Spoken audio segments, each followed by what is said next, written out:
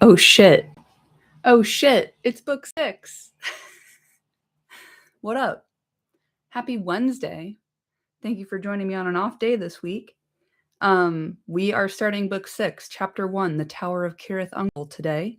We are in the end game, fam. We're in the last book of the series now. Ooh.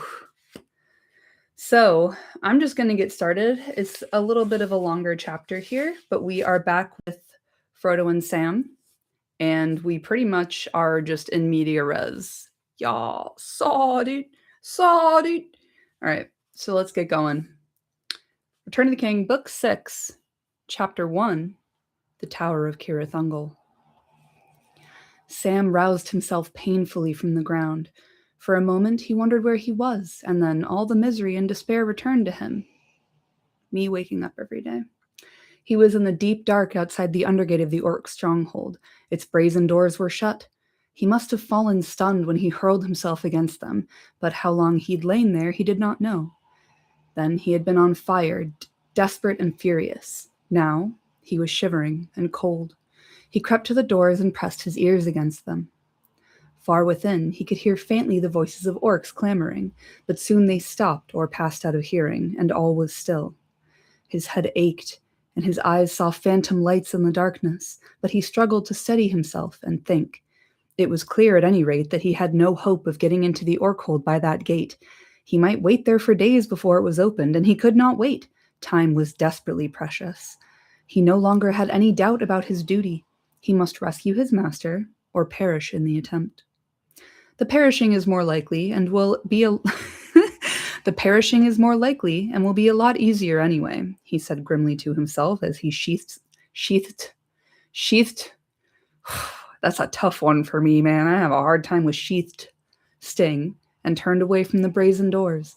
Slowly, he groped his way back in the dark along the tunnel, not daring to use the elven light. And as he went, he tried to fit together the events since Frodo and he had left the crossroads. He wondered what the time was. Somewhere between one day and the next, he supposed. But even of the days he had quite lost count. He was in a land of darkness where the days of the world seemed forgotten, and where all who entered were forgotten too. I wonder if they think of us at all, he said, and what is happening to them all the way there. Oh, Sam, baby, if only you knew. If only you knew, honey. Oh, my God. You have at least 6 dudes tortured every day by the thought of you and Frodo suffering. So don't worry about that. They're all talking behind your back. We all went to the Good Boy convention and everyone knew you. He waved his hand vaguely in the air before him, but he was in fact now facing southwards as he came back to Shelob's tunnel, not west. Out westward in the world it was drawing to noon upon the 14th day of March in the Shire reckoning, and even now Aragorn was leading the Black Fleet from Pelargir, and Merry was riding with the Rohirrim down the Stonewain Valley, while in Minas Tirith flames were rising, and Pippin watched the madness growing in the eyes of Denethor.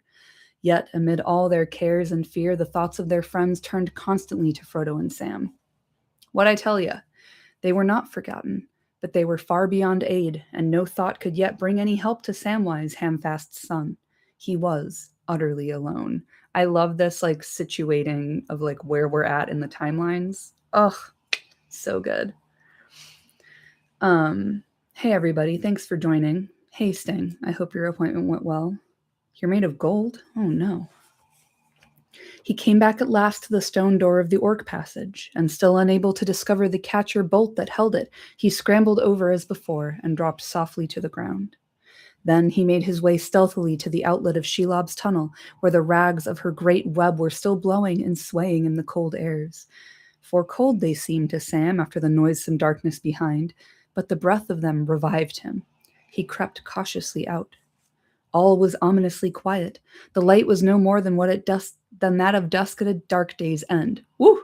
The light was no more than that of dusk at a dark day's end. The vast vapors that arose in Mordor and went streaming westward passed low overhead, a great welter of cloud and smoke, now lit again beneath with a sullen glow of red. Sam looked up towards the orc tower, and suddenly from its narrow windows light stared out like small red eyes. He wondered if they were some signal. His fear of the orcs, forgotten for a while in his wrath and desperation, now returned. As far as he could see, there was only one possible course for him to take. He must go on and try to find the main entrance to the dreadful tower. But his knees felt weak, and he found that he was trembling. Drawing his eyes down from the tower and the horns of the cleft before him, he forced his unwilling feet to obey him, and, slowly, listening with all his ears, peering into the dense shadows of the rocks beside the way, he retraced his steps, past the place where Frodo fell, and still the stench of Shelob lingered, and on and up until he stood again in the very cleft where he had put on the ring and seen Shagrat's company go by. There he halted and sat down. For the moment, he could drive himself no further. He felt that if once he went beyond the crown of the pass and took one step veritably down into the land of Mordor, that step would be irrevocable. He could never come back. Without any clear purpose, he drew out the ring and put it on again. Immediately he felt the great burden of its weight and felt afresh, but now more strong and urgent than ever, the malice of the Eye of Mordor, searching, trying to pierce the shadows that it had made for its own defense, but which now hindered it in its unquiet and doubt. I do enjoy that we kind of see Sauron's madness from afar as well. As before, Sam found that his hearing was sharpened, but that to his sight the things of this world seemed thin and vague. The rocky walls of the path were pale, as if seen through a mist, but still at a distance he heard the bubbling of Shelob in her misery, and harsh and clear and very close it seemed he heard cries and the clash of metal. He sprang to his feet and pressed himself against the wall beside the road. He was glad of the ring, for here was yet another company of orcs on the march, or so at first he thought. Then suddenly he realized that it was not so. His hearing had deceived him. The orc cries came from the tower, whose topmost horn was now right above him, on the left hand of the cleft. Sam shuddered and tried to force himself to move. There was plainly some devilry going on. Perhaps in spite of all orders, the cruelty of the orcs had mastered them, and they were tormenting Frodo, or even savagely hacking him to pieces. He listened, and as he did, a gleam of hope came to him. There could not be much doubt. There was fighting in the tower, and the orcs must be at war among themselves. Shagrat and Gorbag had come to blows. Faint as was the hope that his guest brought him, it was enough to rouse him. There might just be a chance. His love for Frodo rose above all other thoughts, and forgetting his peril, he cried aloud, "I'm coming, Mr. Frodo." Sam! He ran forward to the climbing path and over it. At once the road turned left and plunged steeply down. Sam had crossed into Mordor. He took off the ring, moved it maybe by some deep premonition of danger. He took off the ring, moved, it may be, by some deep premonition of danger, though to himself he thought only that he wished to see more clearly. Like when I turn the volume down of the radio in my car so that I can see better. Makes perfect sense. Better have a look at the worst, he muttered. No good blundering about in a fog. Hard and cruel and bitter was the land that met his gaze. Before his feet, the highest ridge of the Ethel Duath fell steeply in great cliffs down into a dark trough, on the further side of which there rose another ridge, much lower, its edge notched and jagged with crags like fangs that stood out black against the red light behind them. It was the grim Morgai, the inner ring of the fences of the land. Far beyond it, but almost straight ahead, across a wide lake of darkness dotted with tiny fires, there was a great burning glow, and from it rose in huge columns a swirling smoke, dusty red at the roots, black above where it merged into the billowing canopy that roofed all the accursed land. Sam was looking at Orodruin, the mountain of fire. Ever and anon the furnaces far below its ashen cone would grow hot, and with a great surging and throbbing pour forth rivers of molten rock from chasms in its sides. Some would flow blazing towards Barad-dûr down great channels. Some would wind their way into the stony plain until they cooled and lay like twisted dragon shapes vomited from the tormented earth. Fucking bars! In such an hour of labor, Sam beheld Mount Doom, and the light of it, cut off by the high screen of the Ethel Duath from those who climbed up the path from the west, now glared against the stark rock faces, so that they seemed to be drenched with blood. Ugh! Bars! Oh, it's so good. Yo, Benno, what up? Ugh. Fucking Gondor calls for aid, dude. Or no, he does that after he makes out with his horse, huh? Yeah, sorry. I have Aragorn opening doors just on a loop in my brain meat. In that dreadful light, Sam stood aghast for now, looking to his left. He could see the tower of Cirith Ungol in all its strength. The horn that he had seen from the other side was only its topmost turret. Its eastern face stood up in three great tiers from a shelf in the mountain wall far below. Its back was to a great cliff behind, from which it jutted out in pointed bastions, one above the other, diminishing as they rose, with sheer sides of cunning masonry that looked northeast and southeast. About the lower tier, 200 feet below where Sam now stood, there was a battlemented wall enclosing a narrow court. Its gate, upon the near southeastern side, opened on a broad road, the outer parapet of which ran upon the brink of a precipice, until it turned southward and went winding down into the darkness to join the road that came over the Morgul Pass. Fucking crazy to use parapet and precipice in the same sentence. A master. Then on it went through a jagged rift in the Morgai down into the valley of Golgoroth and away to Barad-dûr. The narrow upper way on which Sam stood leapt swiftly down by stair and steep path to meet the main road under the frowning walls close to the tower gate. As he gazed at it, suddenly Sam understood, almost with a shock, that this stronghold had been built not to keep enemies out of Mordor, but to keep them in. It was indeed one of the works of Gondor long ago, an eastern outpost of the defenses of Ithilien, made when, after the last alliance, men of Westerness kept watch on the evil land of Sauron where his creatures still lurked. But, as with Narcost and Carcost, the Towers of the Teeth, so here too the vigilance had failed, and treachery had yielded up the tower to the Lord of the Ringwraiths, and now for long years it had been held by evil things. Since his return to Mordor, Sauron had found it useful, for he had few servants but many slaves of fear, and still its chief purpose, as of old, was to prevent escape from Mordor. Though if an enemy were so rash as to try to enter that land secretly, then it was also a last unsleeping guard against any that might pass the vigilance of Morgul and of Shelob. Only too clearly Sam saw how hopeless it would be for him to creep down under those many-eyed walls and pass the watchful gate. And even if he did so, he could not go far on the guarded road beyond. Not even the black shadows, lying deep where the red glow could not reach, would shield him long from the night-eyed orcs. But, desperate as that road might be, his task was now far worse. Not to avoid the gate and escape, but to enter it, alone. Ugh.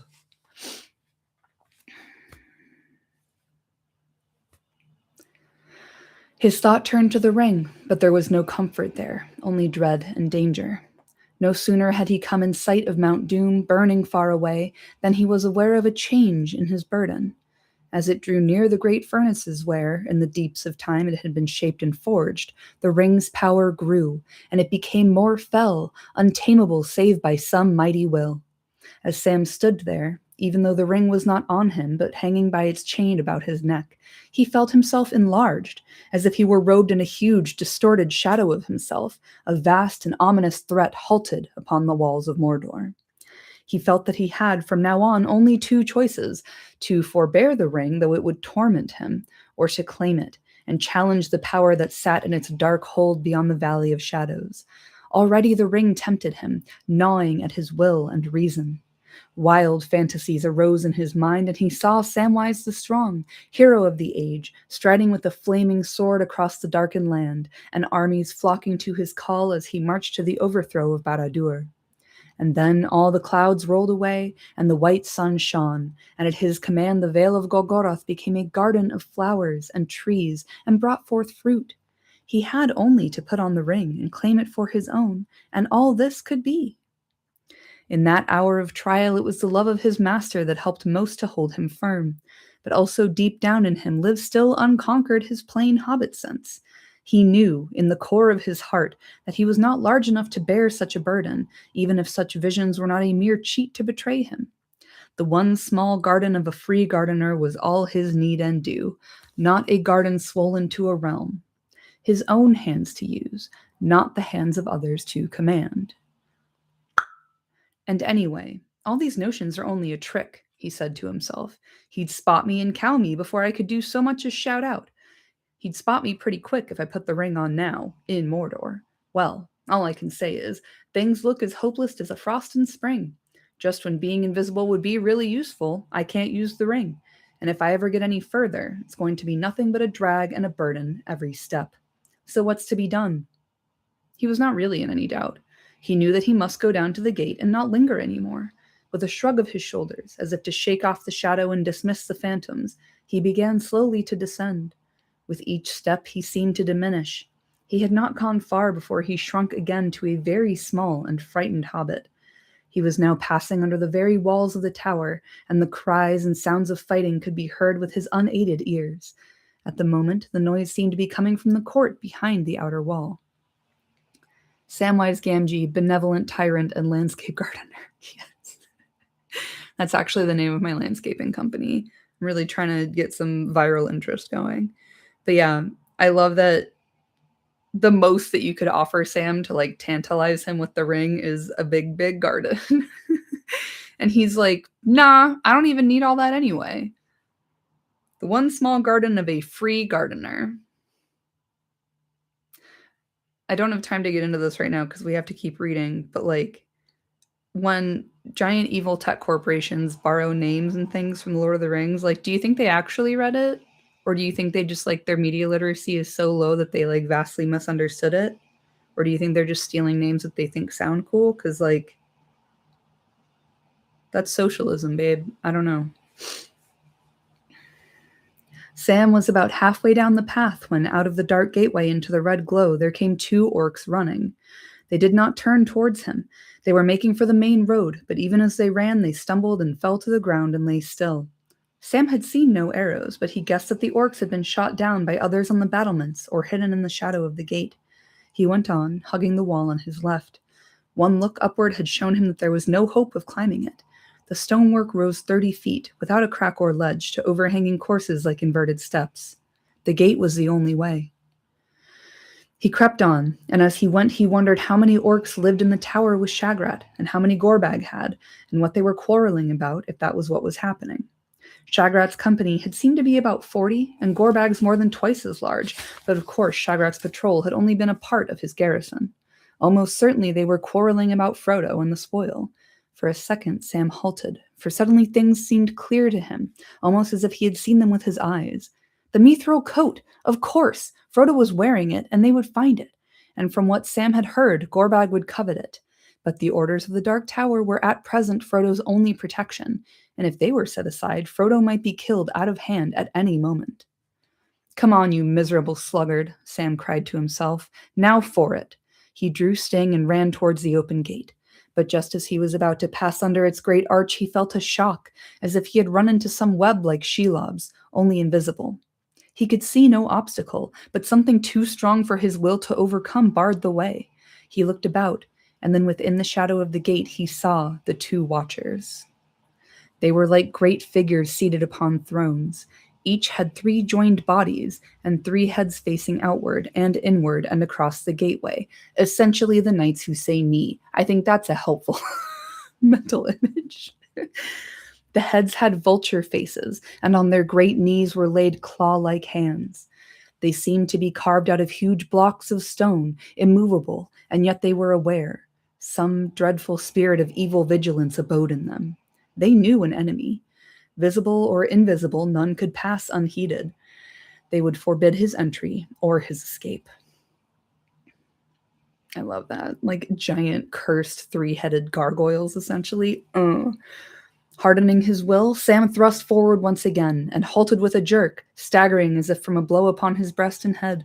Then, greatly daring because he could think of nothing else to do, answering a sudden thought that came to him, he drew slowly out the phial of Galadriel and held it up. Its white light quickened swiftly. Its white light quickened swiftly, and the shadows under the dark arch fled. The monstrous watchers sat there cold and still, revealed in all their hideous shape. For a moment, Sam caught a glitter in the black stones of their eyes, the very malice of which made him quail. But slowly, he felt their will waver and crumble into fear. He sprang past them, but even as he did so, thrusting the phial back into his bosom, he was aware, as plainly as if a bar of steel had snapped to behind him, that their vigilance was renewed. and from those evil heads there came a high, shrill cry that echoed in the towering walls before him. Far up above, like an answering signal, a harsh bell clanged a single stroke. It's asset protection. You've been caught stealing. That's done it, said Sam. Now I've rung the front doorbell. Well, come on, somebody, he cried. Tell Captain Shagrat that the great elf warrior has called, with his elf sword, too. There was no answer. Sam strode forward. Sting glittered blue in his hand. The courtyard lay in deep shadow, but he could see that the pavement was strewn with bodies. Right at his feet were 2 orc archers with knives sticking in their backs. Beyond lay many more shapes, some singly as they had been hewn down or shot, others in pairs, still grappling one another, dead in the very throes of stabbing, throttling, biting. The stones were slippery with dark blood. 2 liveries, Sam noticed, one marked by the red eye, the other by a moon disfigured with a ghastly face of death, but he did not stop to look more closely. Across the court, a great door at the foot of the tower stood half open, and a red light came through. A large orc lay dead upon the threshold. Sam sprang over the body and went in, and he peered about, at a loss. A wide and echoing passage led back from the door towards the mountainside. It was dimly lit with torches flaring in brackets on the walls, but its distant end was lost in gloom. Many doors and openings could be seen on this side and that, but it was empty, save for 2 or 3 more bodies sprawling on the floor. From what he'd heard of the captain's talk, Sam knew that, dead or alive, Frodo would most likely be found in a chamber high up in the turret far above, but he might search for a day before he found the way. It'll be near the back, I guess, Sam muttered. The whole tower climbs backwards like, and anyway, I'd better follow these lights. Have you learned nothing, Samwise? You don't follow the lights, bud. He advanced down the passage, but slowly now, each step more reluctant. Terror was beginning to grip him again. There was no sound save the rap of his feet, which seemed to grow to an echoing noise like the slapping of great hands upon the stones. The dead bodies, the emptiness, the dank black walls that in the torchlight seemed to drip with blood, the fear of sudden death lurking in doorway or shadow, and behind all his mind the waiting, watchful malice at the gate. It was almost more than he could screw himself to face. He would have welcomed a fight, with not too many enemies at a time, rather than this hideous, brooding uncertainty. He forced himself to think of Frodo lying bound or in pain or dead somewhere in this dreadful place. He went on. He'd passed beyond the torchlight, almost to a great arched door at the end of the passage, the inner side of the undergate, as he rightly guessed, when there came from high above a dreadful, choking shriek. He stopped short. Then he heard feet coming. Someone was running in great haste down an echoing stairway overhead. His will was too weak and slow to restrain his hand. It dragged at the chain and clutched the ring, but Sam did not put it on, for even as he clasped it to his breast, an orc came clattering down. Leaping out of a dark opening at the right, it ran towards him. It was no more than 6 paces from him, traditional D&D distance, I'll have you know, when, lifting its head, it saw him, and Sam could hear its gasping breath and see the glare in its bloodshot eyes. It stopped short, aghast. For what it saw was not a small, frightened hobbit trying to hold a steady sword. It saw a great, silent shape, cloaked in a gray shadow, looming against the wavering light behind. In one hand it held a sword, the very light of which was a bitter pain. The other was clutched at its breast, but held concealed some nameless menace of power and doom. Oof, I love it. For a moment, the orc crouched, and then with a hideous yelp of fear it turned and fled back as it had come. Never was any dog more heartened when its enemy turned tail than Sam at this unexpected flight.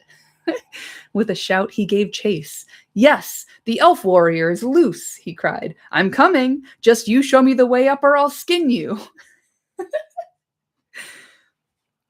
But the orc was in its own haunts, nimble and well-fed. Sam was a stranger, hungry and weary. The stairs were high and steep and winding. Sam's breath began to come in gasps. The orc had soon passed out of sight, and now only faintly could be heard the slapping of its feet as it went on and up. Every now and again it gave a yell, and the echo ran along the walls, but slowly all sound of it died away. Sam plodded on. He felt that he was on the right road, and his spirits had risen a good deal. He thrust the ring away and tightened his belt. "Well, well," he said, "if only they all take such a dislike to me and my sting, this may turn out better than I hoped." And anyway, it looks as if Shagrat, Gorbag, and company have done nearly all my job for me. Except for that little frightened rat, I do believe there's nobody left alive in the place. And with that he stopped, brought up hard as if he'd hit his head against the stone wall. The full meaning of what he'd said struck him like a blow. Nobody left alive. Whose had been that horrible dying shriek? Frodo! Frodo! Master! He cried, half sobbing. If they've killed you, what shall I do? Well, I'm coming at last, right to the top, to see what I must. Sting. Nice. Yeah, he calls you his Sting, interestingly enough. Up, up he went. It was dark save for an occasional torch flaring at a turn, or beside some opening that led into the higher levels of the tower. Sam tried to count the steps, but after 200 he lost his reckoning. Sam fully has like ADHD and anxiety, dude. I'm calling it right now. He was moving quietly now, for he thought that he could hear the sound of voices talking, still some way above. More than one rat remained alive, it seemed. All at once, when he felt that he could pump out no more breath nor force his knees to bend again, the stair ended. He stood still. The voices were now loud and near. Sam peered about. He had climbed right to the flat roof of the third and highest tier of the tower, an open space about 20 yards across with a low parapet. There the stair was covered by a small domed chamber in the midst of the roof, with low doors facing east and west. Eastward, Sam could see the plain of Mordor, vast and dark below, and the burning mountain far away. A fresh turmoil was surging in its deep wells, and the rivers of fire blazed so fiercely that even at this distance of many miles, the light of them lit the tower top with a red glare. Westward, the view was blocked by the base of the great turret that stood at the back of this upper court and reared its horn high above the crest of the encircling hills. Light gleamed in a window slit. Its door was not 10 yards from where Sam stood. It was open, but dark, and from just within its shadow the voices came. At first, Sam did not listen. He took a pace out of the eastward door and looked about. At once he saw that up here the fighting had been fiercest. All the court was choked with dead orcs, or their severed and scattered heads and limbs. The place stank of death. A snarl, followed by a blow and a cry, sent him darting back into hiding. An orc voice rose in anger, and he knew it again at once. Harsh, brutal, cold. It was Shagrat speaking, captain of the tower. You won't go again, you say? Curse you, Snaga, you little maggot. If you think I'm so damaged that it's safe to flout me, you're mistaken. Come here, and I'll squeeze your eyes out like I did to Radbug just now. Radbug is a sick fucking name, by the way. That rules. And when some new lads come, I'll deal with you. I'll send you to Shelob. They won't come. Not before you're dead, anyway, answered Snaga surlily. Surlily. Tolkien has it out for me personally, I'm convinced. I've told you twice that Gorbag's swine got to the gate first, and none of ours got out. Lagduff and Mudgash ran through, but they were shot. I saw it from a window, I tell you, and they were the last. Then you must go. I must stay here anyway, but I'm hurt. The Black Pits take that filthy rebel Gorbag.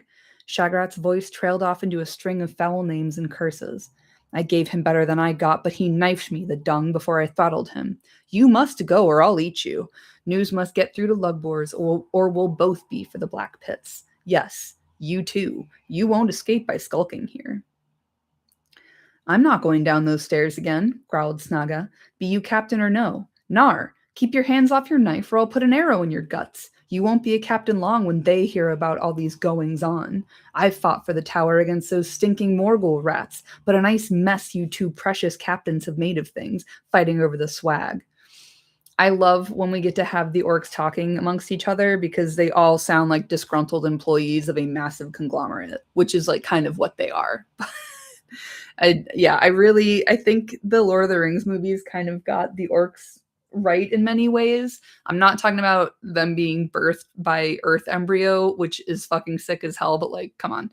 I'm talking about the way that they talk to one another.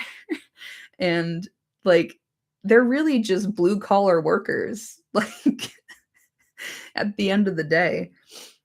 So of course they're fighting over the swag. They're all like very self-interested, and they're all fucking cowards.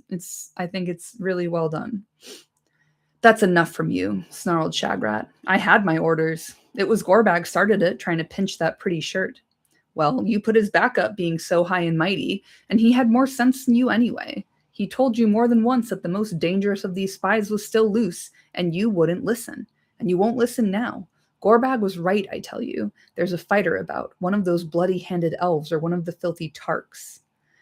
He's coming here, I tell you. You heard the bell. He's got past the watchers, and that's Tark's work. He's on the stairs, and until he's off them, I'm not going down. Not if you were in Nazgul, I wouldn't. Yeah, Mark's Aldehyde, the wretched of Middle-earth. Exactly. And there's a fence in Mordor keeping them all in. Like, ugh, miserable. So that's it, is it? Yelled Shagrat. You'll do this and you'll not do that? And when he does come, you'll bolt and leave me? No, you won't. I'll put red maggot holes in your belly first. Out of the turret door, the smaller orc came flying. Behind him came Shagrat, a large orc with long arms that, as he ran crouching, reached to the ground. Ugh. But one arm hung limp and seemed to be bleeding. The other hugged a large black bundle. In the red glare, Sam, cowering behind the stair door, caught a glimpse of his evil face as it passed. It was scored as if by rending claws and smeared with blood. Slaver dripped from its protruding fangs. The mouth snarled like an animal. Slaver. Sorry, it's not slaver, it's slaver, like slobber. Slaver dripped from its protruding fangs. As far as Sam could see, Shagrat hunted Snagga round the roof until, ducking and eluding him, the smaller orc with a yelp darted back into the turret and disappeared. Then Shagrat halted. Out of the eastward door, Sam could see him now by the parapet, panting, his left claw clenching and unclenching feebly. He put the bundle on the floor and with his right claw drew out a long red knife and spat on it.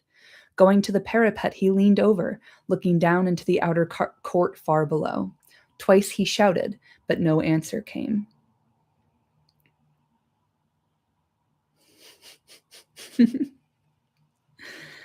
Suddenly, as Shagrat was stooped over the battlement, his back to the rooftop, Sam, to his amazement, saw that one of the sprawling bodies was moving. It was crawling. It put out a claw and clutched the bundle. It staggered up. In its other hand it held a broad-headed spear with a short broken haft. It was poised for a stabbing thrust. But at that very moment a hiss escaped its teeth, a gasp of pain or hate. Quick as a snake, Shagrat slipped aside, twisted round, and drove his knife into his enemy's throat. "Got you, Gorbag," he cried. "Not quite dead, eh? Well, I'll finish my job now." He sprang onto the fallen body and stamped and trampled it in his fury, stooping now and again to stab and slash it with his knife. Satisfied at last, he threw back his head and let out a horrible gurgling yell of triumph. Then he licked his knife and put it between his teeth, and catching up the bundle, he came loping towards the near door of the stairs. Sam had no time to think. He might have slipped out of the other door, but hardly without being seen, and he could not have played hide-and-seek with this hideous orc for long. He did what was probably the best thing he could have done. He sprang out to meet Shagrat with a shout. He was no longer holding the ring, but it was there, a hidden power, a cowing menace to the slaves of Mordor. And in his hand was Sting, and its light smote the eyes of the orc like glitter of cruel stars in the terrible elf countries, the dream of which was a cold fear to all his kind. And Shagrat could not both fight and keep hold of his treasure. He stopped, growling, baring his fangs. Then, once more, orc fashion, he leapt aside, and as Sam sprang at him, using the heavy bundle as both shield and weapon, he thrust it hard into his enemy's face. Sam staggered, and before he could recover, Shagrat darted past and down the stairs. Sam ran after him, cursing, but he did not go far. Soon the thought of Frodo returned to him, and he remembered that the other orc had gone back into the turret. Here was another dreadful choice, and he had no time to ponder it. If Shagrat got away, he would soon get help and come back. Snow Morning YouTube, the elf warrior is no match for Shagrat's bundle maneuver. Very good. Thank y'all for being silly in the chat during this very deeply upsetting chapter. All right, let's see.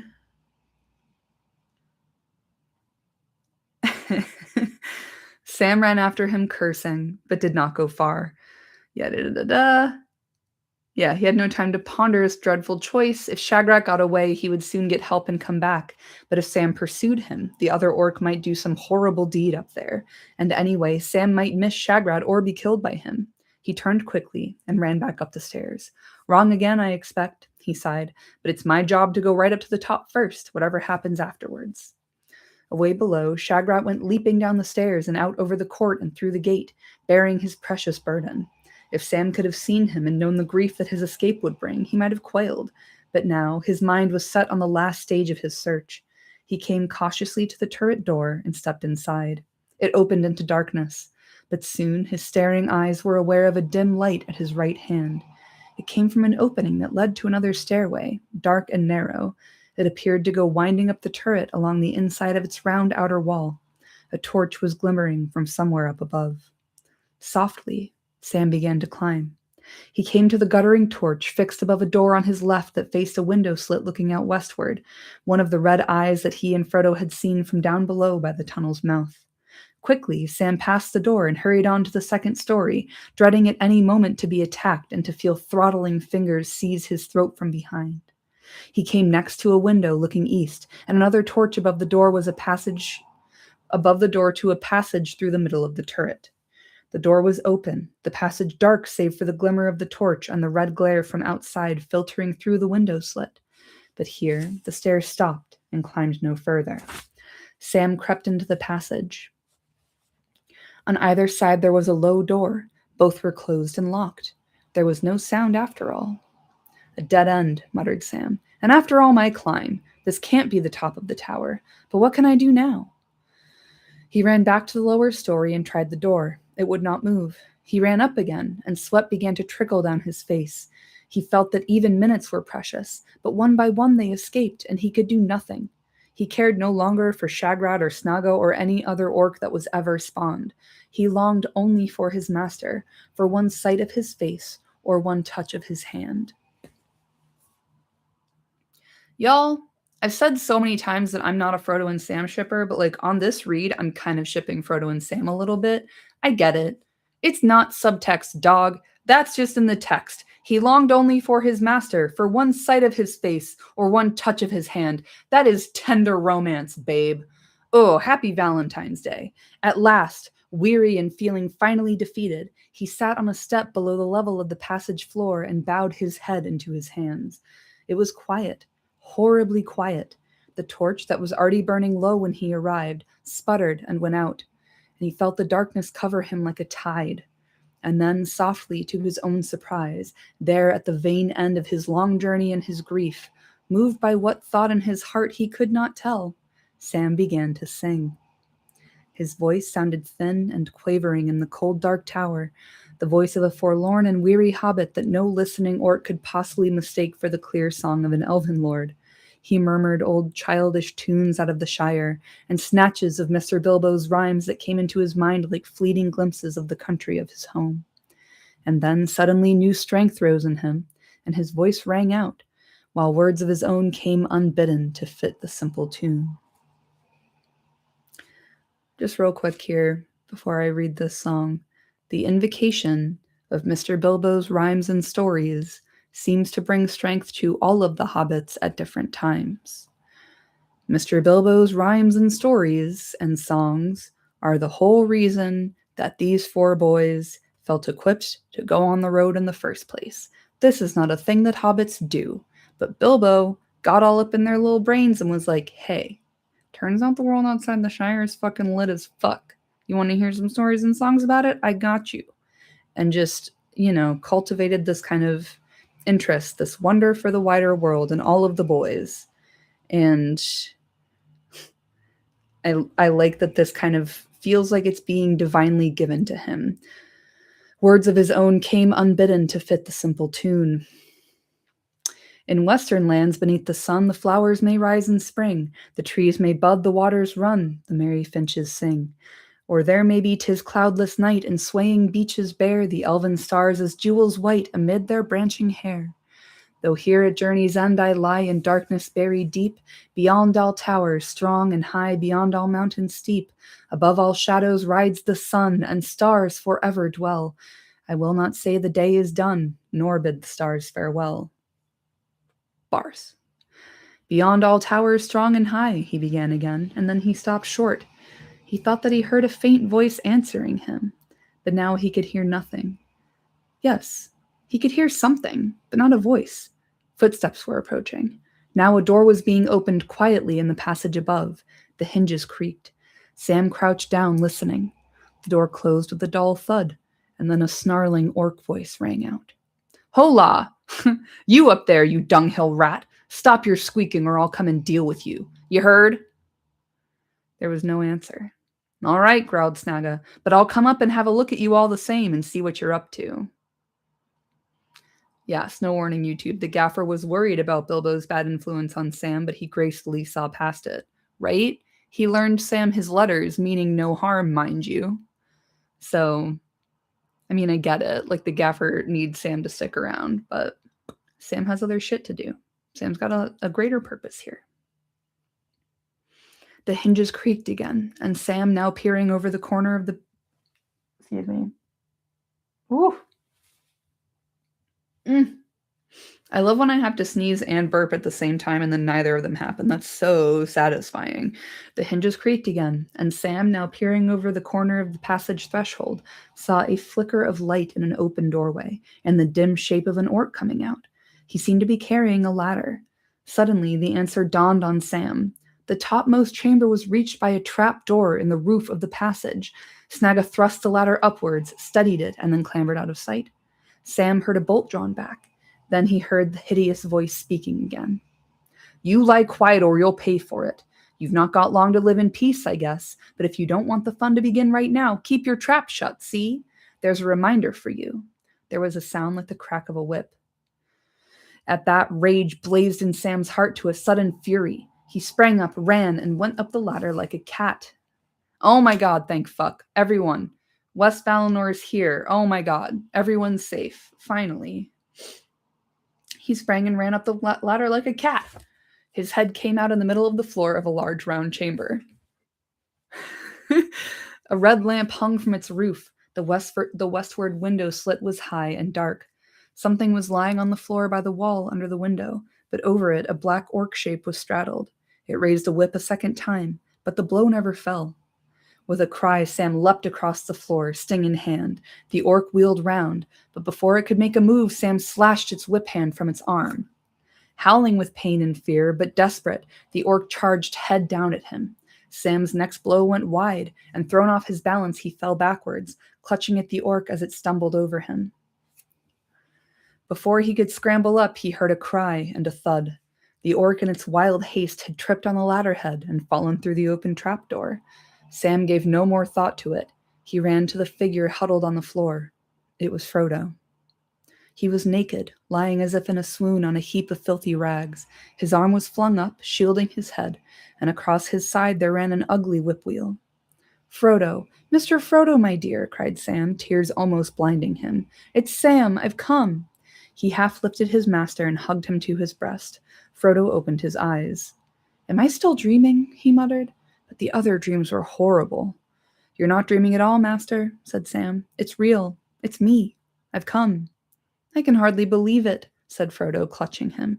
There was an orc with a whip, and then it turns into Sam. Then I wasn't dreaming after all when I heard that singing down below, and I tried to answer. Was it you? It was indeed, Mr. Frodo. I'd given up hope almost. I couldn't find you. Well, you have now, Sam, dear Sam, said Frodo, and he lay back in Sam's gentle arms, closing his eyes, like a child at rest when night fears are driven away by some loved voice or hand. It's not subtext, pals. And then, yeah, I love that they hear each other's heart song. Like, Frodo hears Sam singing and is, like, trying to join in. Like, they're both, like, quietly, like, ah. Oh my god, it's so fucking cute, dude. Sam felt that he could sit like that in endless happiness, but it was not allowed. It was not enough for him to find his master. He had still to try and save him. He kissed Frodo's forehead. Come, wake up, Mr. Frodo, he said, trying to sound as cheerful as he had when he drew back the curtains at Bag End on a summer's morning. Frodo sighed and sat up. Where are we? How did I get here? He asked. You don't want to know the answer to either question, bro, I promise you. There's no time for tales till we get somewhere else, Mr. Frodo, said Sam. But you're in the top of the tower that you and me saw from away down by the tunnel before the orcs got you. How long ago that was, I don't know. More than a day, I guess." "Only that?" said Frodo. "It seems weeks. You must tell me all about it if we get a chance. Something hit me, didn't it? And I fell into darkness and foul dreams, and woke and found that waking was worse. Orcs were all round me. I think they'd just been pouring some horrible burning drink down my throat. My head grew clear, but I was aching and weary. They stripped me of everything, and then two great brutes came and questioned me until I thought I should go mad, standing over me, gloating, fingering their knives. I'll never forget their claws and eyes." "You won't if you talk about them, Mr. Frodo," said Sam. "And if we don't want to see them again, the sooner we get going, the better. Can you walk?" "Yes, I can walk," said Frodo, getting up slowly. "I'm not hurt, Sam. Only I feel very tired, and I have a pain here." He put his hand up to the back of his neck above his left shoulder. He stood up, and it looked to Sam as if he was clothed in flame. His naked skin was scarlet in the light of the lamp above. Twice he paced across the floor. "That's better," he said, his spirits rising a little. "I didn't dare to move when I was left alone, or one of the guards came, until the yelling and fighting began. The two big brutes, they quarreled, I think, over me and my things. I lay here terrified, and then all went deadly quiet, and that was worse." "Yes, they quarreled seemingly," said Sam. "There must have been a couple of hundred of the dirty creatures in this place. A bit of a tall order for Sam Gamgee, as you might say. But they've done all the killing of themselves. That's lucky, but it's too long to make a song about till we're out of here. Now what's to be done? You can't go walking in the Black Land and not but your skin, Mr. Frodo." "They've taken everything, Sam," said Frodo. "Everything I had. Do you understand? Everything." He cowered on the floor again with bowed head as his own words brought home to him the fullness of the disaster, and despair overwhelmed him. "The quest has failed, Sam. Even if we get out of here, we can't escape. Only elves can escape. Away, away out of Middle-earth, far away over the sea, if even that is wide enough to keep the shadow out." It is indeed very lucky that the two forces were almost evenly matched indeed. "No, not everything, Mr. Frodo, and it hasn't failed. Not yet. I took it, Mr. Frodo, begging your pardon, and I've kept it safe. It's round my neck now, and a terrible burden it is, too." Sam fumbled for the ring in its chain, "But I suppose you must take it back." Now it had come to it. Sam felt reluctant to give up the ring and burden his master with it again. "You've got it?" gasped Frodo. "You've got it here? Sam, you're a marvel!" Then, quickly and strangely, his tone changed. "Give it to me," he cried, standing up, holding out a trembling hand. "Give it me at once! You can't have it." "All right, Mr. Frodo," said Sam, rather startled. "Here it is." Slowly, he drew the ring out and passed the chain over his head. "But you're in the land of Mordor now, sir, and when you get out, you'll see the fiery mountain and all. You'll find the ring very dangerous now, and very hard to bear. If it's too hard a job, I could share it with you, maybe." "No, no!" cried Frodo, snatching the ring and chain from Sam's hands. "No, you won't, you thief!" He panted, staring at Sam with eyes wide with fear and enmity. Then, suddenly, clasping the ring in one clenched fist, he stood aghast. A mist seemed to clear from his eyes, and he passed a hand over his aching brow. The hideous vision had seemed so real to him, half bemused as he was still with wound and fear. Sam had changed before his very eyes into an orc again, leering and pawing at his treasure, a foul little creature with greedy eyes and slobbering mouth. But now the vision had passed. There was Sam kneeling before him, his face wrung with pain as if he'd been stabbed in the heart. Tears welled from his eyes. "Yeah, dude, because you just fucking insulted him deeply. Snow warning YouTube. Now the ring finally has a good venue to tempt Sam with, his love for Frodo and desire to help. Yeah, something perfectly symmetrical violence, something perfectly symmetrical violins." But yeah, I was just going to say, the ring has something to tempt Sam with, his love for Frodo and desire to help. Yeah, Sam wants to carry the ring not because he wants it, but because he doesn't want Frodo to have to be burdened with it, which is like a complicated feeling to work through, especially when Frodo's being such a fucking asshole to him. "Oh, Sam," cried Frodo, "what have I said? What have I done? Forgive me, after all you've done. It's the horrible power of the ring. I wish it had never, never been found.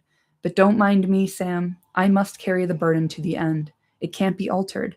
You can't come between me and this doom. I'm dog-earing this page so we can come back to it. I have something to say.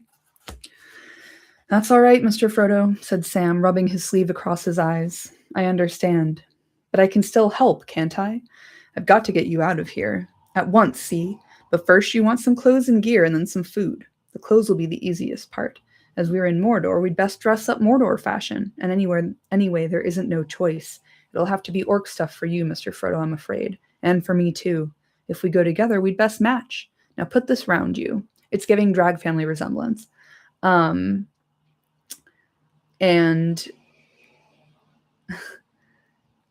Frodo being like, it's the horrible power of the ring that makes me speak to you like an asshole.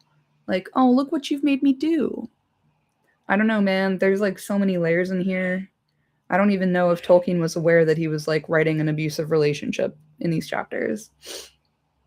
But I like it. Sam unclasped his gray cloak and cast it about Frodo's shoulders. Then, unslinging his pack, he laid it on the floor. He drew Sting from its sheath. Hardly a flicker was to be seen upon its blade. I was forgetting this, Mr. Frodo, he said. No, they didn't get everything. You lent me Sting, if you remember, and the lady's glass. I've got them both still. But lend them to me a little longer, Mr. Frodo. I must go and see what I can find. You stay here. Walk about a bit and ease your legs. I shan't be long. I shan't have to go far. Let's see. Frodo takes the ring by force, so it's unclear if Sam could have handed it over by himself. Very much so. I do think that Sam would have given it back to Frodo willingly, but, like, again, he wants to hold on to it because he can see that it's destroying Frodo. And, like, fuck it. I'll just talk about it now, not at the end. Even if we get out, Frodo says, even if we get out of here, we can't escape. Only elves can escape. Away, away out of Middle-earth, far away over the sea, if even that is wide enough to keep the shadow out. So when Frodo's despairing, he kind of sees into his own future, right? Like, Middle-earth has been saved, but not for him. He needs to go away over the sea to escape the shadow, which haunts him even after the ring is destroyed. So Sam sees this happening, hears it happening to Frodo, and he fucking loves Frodo so much he would rather have the ring destroy him, Samwise, than have it destroy Frodo. But Frodo is like, no, no, no, it's mine. Mine, my own. Take care, Sam, said Frodo, and be quick. There may be orcs still alive, lurking in wait.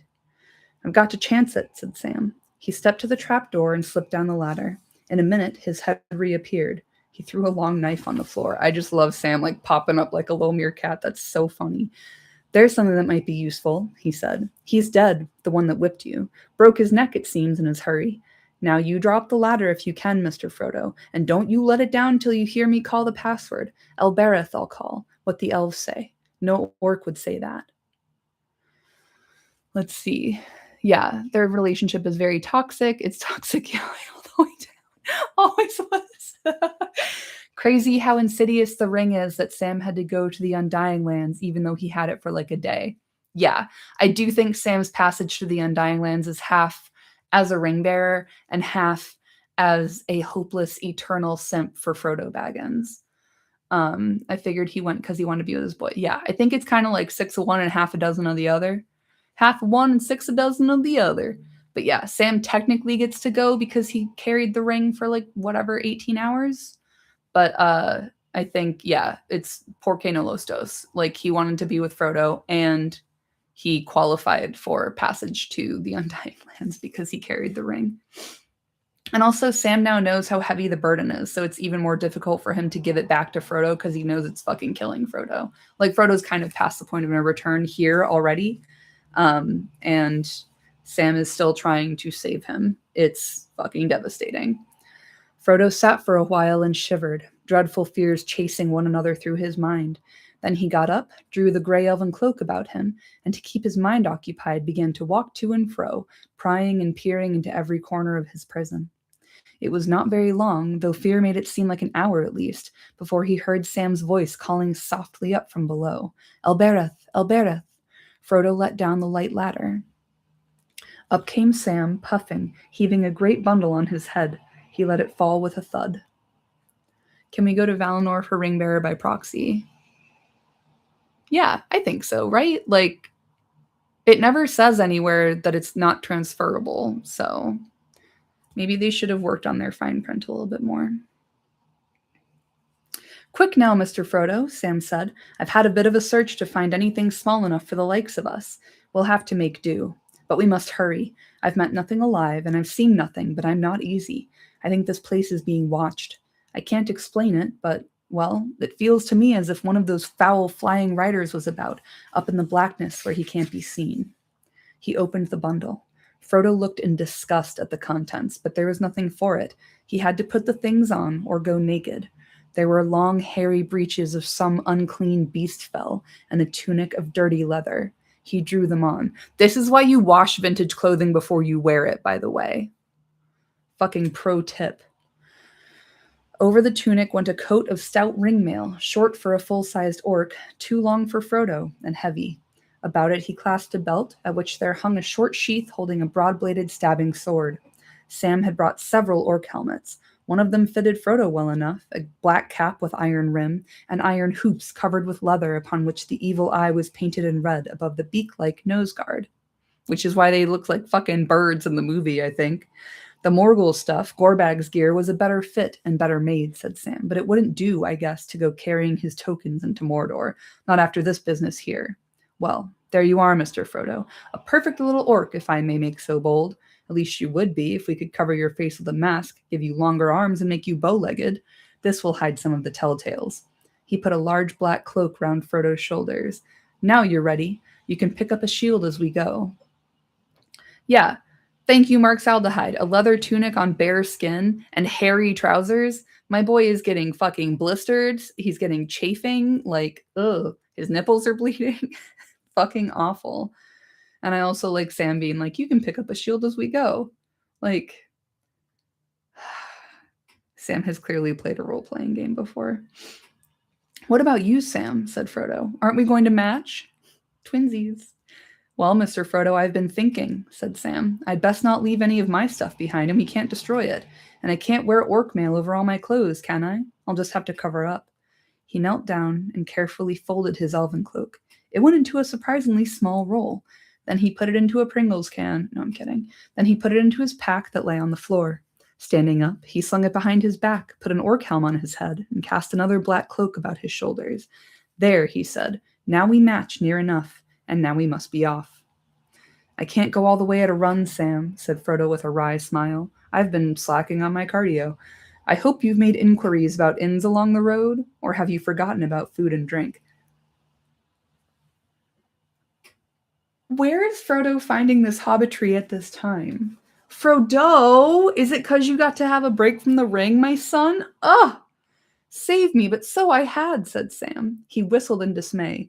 Bless me, Mr. Frodo, but you've gone and made me that hungry and thirsty. I don't know when drop or morsel last passed my lips. I'd forgotten it trying to find you.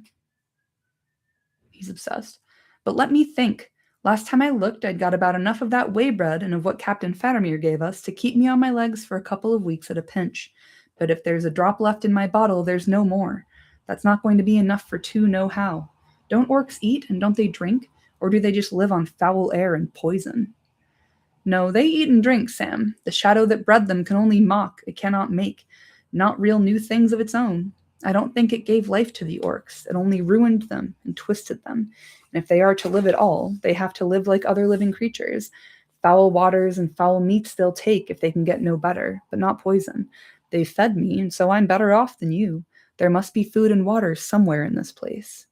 But there's no time to look for them, said Sam. Well, things are a bit better than you think, said Frodo. I've had a bit of luck while you were away.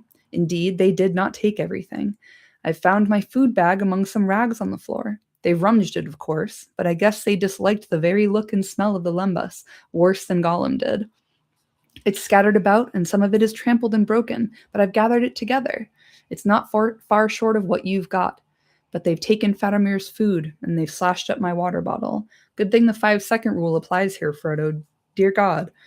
Well, there's no more to be said Sam. We've got enough to start on, but the water's going to be a bad business. But come, Mr. Frodo, off we go, or a whole lake of it won't do us any good. Not till you've had a mouthful, Sam, said Frodo. I won't budge. Here, take this elven cake and drink that last drop in your bottle. The whole thing is quite hopeless, so it's no good worrying about tomorrow. It probably won't come. Yeah, Florcrum lembus is still lembus. It's so true. One small bite is enough to fill the stomach of a full-grown man. At last, they started. Down the ladder they climbed, and then Sam took it and laid it in the passage beside the huddled body of the fallen orc. The stair was dark, but on the rooftop the glare of the mountain could still be seen, though it was dying now to a sullen red. They picked up 2 shields to complete their disguise and then went on.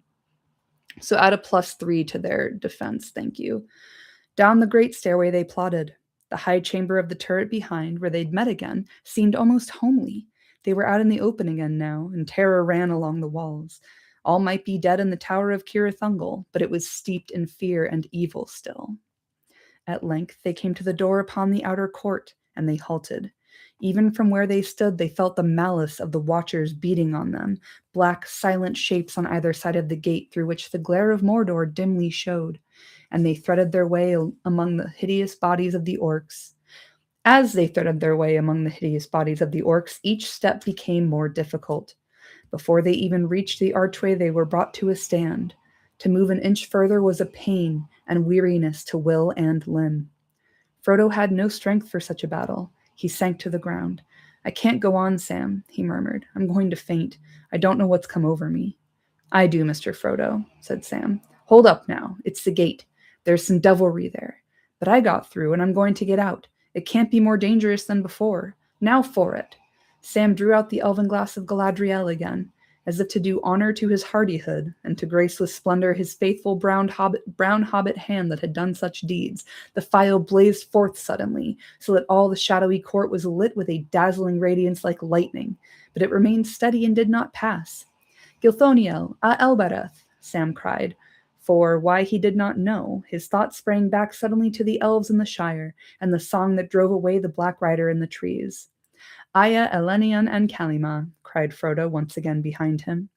The will of the Watchers was broken with a suddenness like the snapping of a cord, and Frodo and Sam stumbled forward. Then they ran. Through the gate and past the great seated figures with their glittering eyes. There was a crack. The keystone of the arch crashed almost on their heels, and the wall above crumbled and fell in ruin. Only by a hair did they escape. A bell clanged, and from the Watchers there went up a high and dreadful wail. Far above, in the darkness, it was answered. Out of the black sky there came dropping like a bolt a winged shape, rending the clouds with a ghastly shriek. Yeah, okay. That's the end of the first chapter of Book 6. The next is The Land of Shadow. Chat, what are we saying? Imagine being an orc and having to hear all this. Brutal. Just 2 bros casting elvish spells together. 6 feet apart because they're not gay. Yeah, except they kind of are a little bit. But yeah, unfortunately, I do lurk on Reddit and I get recommended all the Lord of the Rings subs because, like, even on a throwaway account, I guess my reputation precedes me. But, like, people do be asking the dumbest fucking questions on Reddit about Lord of the Rings. Like, who's Tom Bombadil? What is he? What's the point of him being here? But also people are like, what's the magic system of Middle-earth? Like, what are the rules? And it's like, okay, some people seem to think that there's not any blatant magic in Middle-earth because there's no foolish wand-waving or silly incantations. But, like, right here, we have elf magic happening, right? Sam drew out the elven glass, as if to do honor to his hardihood and to grace with splendor his faithful brown hobbit hand. I don't know why I'm adding ed to the end of every word. The phial blazed forth suddenly. Like, Sam doesn't have to say anything. He just pulls it out, and it's like, yeah, we know what's going on. And then Sam and Frodo speak these elvish words that bring the wall kind of crumbling down behind them, like tearing down little by little the structures of Mordor. That's magic, babe. That's what magic is in Middle-earth. Like, come on. The worst place to consume any Lord of the Rings. You're right, but it's also a great place to fucking mine for content. So, Gandalf does use some spells, and the Balrog used a counterspell. Yes, like, that does happen 100%, but, like, more often than not, it's like Gandalf setting a fire on Caradhras is a form of magic. hobbits disappearing quietly and being able to move without being seen or heard by big folk, that's magic. Like most of what happens with the elves, like when the Fellowship gets their cloaks in Lorien, I think it's Pippin who says, "Are these cloaks magic?" And the elf is like, "I don't know what you mean by that." Like the word magic doesn't necessarily exist because magic is more of like, it's like electricity, like it's just in the air and it gets harnessed in different ways by different folk in Middle Earth, I guess. Yeah, Reddit is also riddled with AI and scams. Like I'm making a video about why AI is terrible through the lens of Lord of the Rings discourse on Reddit. Um, if you want to really get annoyed, like really bad, Google knows whys. Some of the dumbest shit I've ever seen in my life. But yeah, Balrog casts Get His Ass and Gandalf casts Smoked Him, You're Cooked. Magic is what we and Sam use to describe things we don't understand. It's not very accurate, but it's honest. Yeah, couldn't agree more. Like it's a kind of good umbrella term for all of the stuff that happens in Middle Earth. But yeah, I like that Frodo and Sam have access to elf magic and are like ordained and divinely blessed to utilize things that are of elvish make to their benefit. Gandalf passes his dex save. Yep. Industrialization. Yup. I mean, we're just identifying themes, guys. We're recognizing patterns. We're realizing concepts. But yeah, like, just real quick, I am going to make a whole video about this, but someone posted on Reddit one morning and I was unlucky enough to see it blearily after having just woken up, and it just like wormed its way into my brain and pisses me off every time I think about it. Someone went, whatever happened to Nosewise, the fifth Hobbit? Everyone's like, Nosewise? What the fuck are you talking about, son? And then someone in the comments is like, oh, you must have asked an AI about the fifth Hobbit.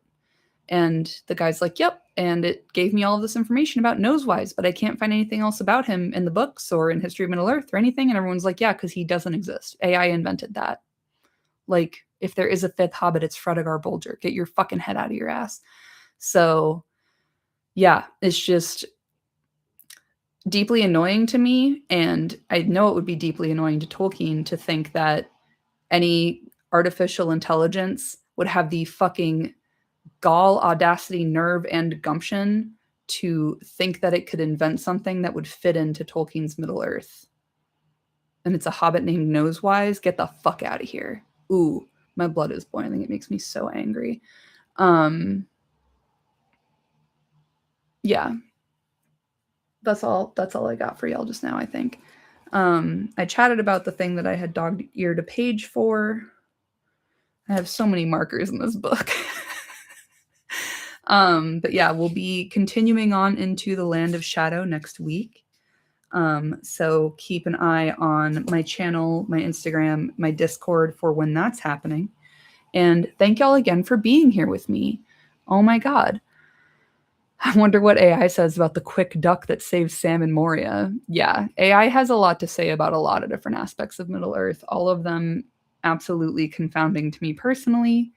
It makes me way more angry than I should give it any power to do so, but there we are. So I'm going to go walk my dog in this miserable sleet outside, and I hope you all have a lovely morning, afternoon, evening, wherever you are, and I'll see you next week for more miserable Mordor time. Can't wait. Love y'all very much. As much or more than Sam loves Frodo. Okay now. Bye-bye.